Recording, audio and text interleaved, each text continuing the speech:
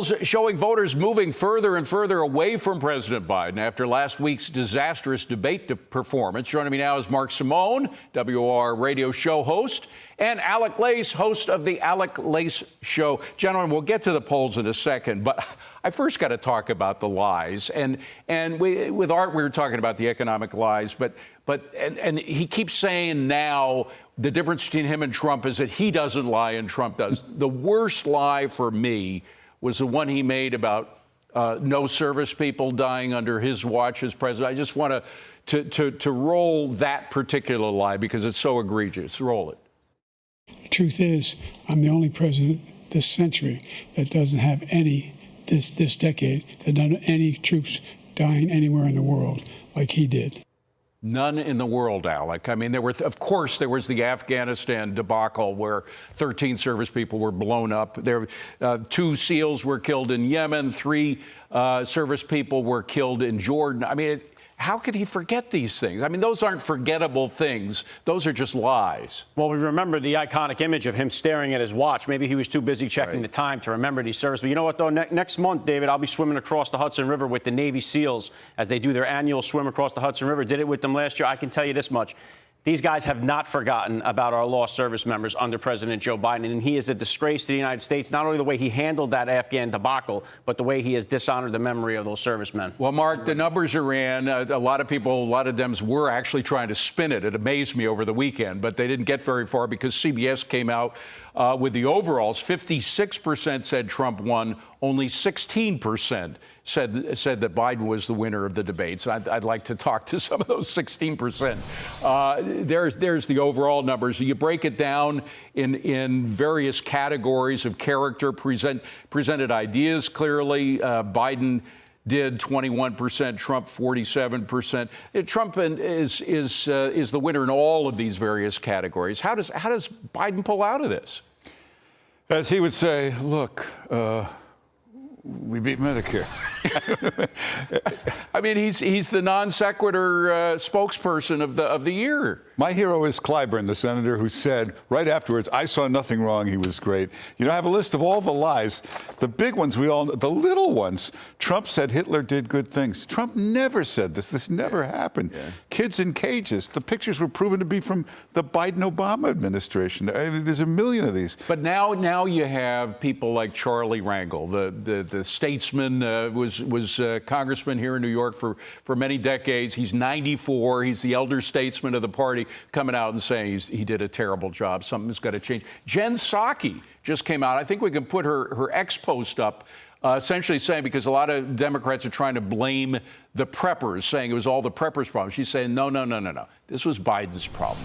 I can't see how he can get out of this. No, there's no way out of this. And, you know, we're all dancing around this. The guy clearly is not fit to be president. Right. And even when they spin it, they say he's only good from 10 to 4. You know, if there's an attack at 4:30, what are we supposed to do? Listen, we've all seen a relative or somebody in the family that has this. Yeah. It never gets better. It gets progressively worse. Imagine him in 2 years. And you know, Mark was mentioning, Alec, this piece from Axios, which said that he is dependably engaged only from 10 a.m. to 4 p.m. This is supposed to be the toughest job in the world. It's not a 6-hour-a-day job. Yeah, let's not forget that not only political pundits saw that debate, but our enemies, the enemies of this country, watched that debate as well. So did our allies. And everyone's looking, saying, this is the guy. I want a guy, even if he's a convicted felon, who can operate more than 6 hours a day. Biden can only do this 6 hours a day. He's like some kind of exotic animal at the Bronx Zoo. You got to get there in time to see them active. Like, this is ridiculous. Shame on Jill Biden and the Biden family for allowing this to continue. This is horrible what we're seeing here from her. Mark, I mentioned Charlie Rangel. There's another New Yorker, very moderate Democrat. There are a few left. His name is Don Peebles. He's a businessman, but he's heavily involved in politics. Some people wanted him to run for mayor of New York. He might have won. He was on our network in Saturday. I want to play a soundbite from that. Roll that tape. My phone was ringing after the debate the other night. Many black entrepreneurs are saying, hey, they're done. That this is embarrassing, that it's unwinnable. His job was to make a case for a second term. And he couldn't do it. No. He couldn't do it. Right. Democratic base. He's totally lost the Democratic base. Yeah, and the thing with Peebles, he also represents the big donor class. When you lose them, that's the final straw. You've lost everything. You know, even at the end, Biden just talked about tax cuts at the end. That was in his closing statement. Or tax increases, raise taxes. Right. Mondale did that.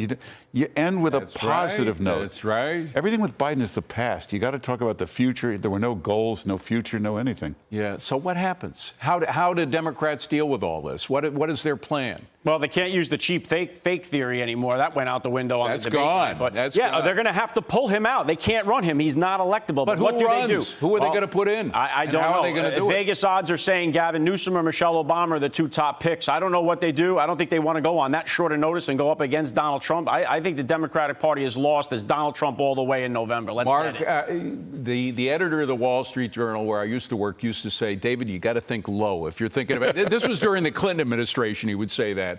A lot of people are saying about what's going on right now. How low do you think Democrats will go in order to try to pull this off? You know, I don't hit the State of the Union. He was screaming and yelling. The next day in the rally, filled with energy. What happened that night?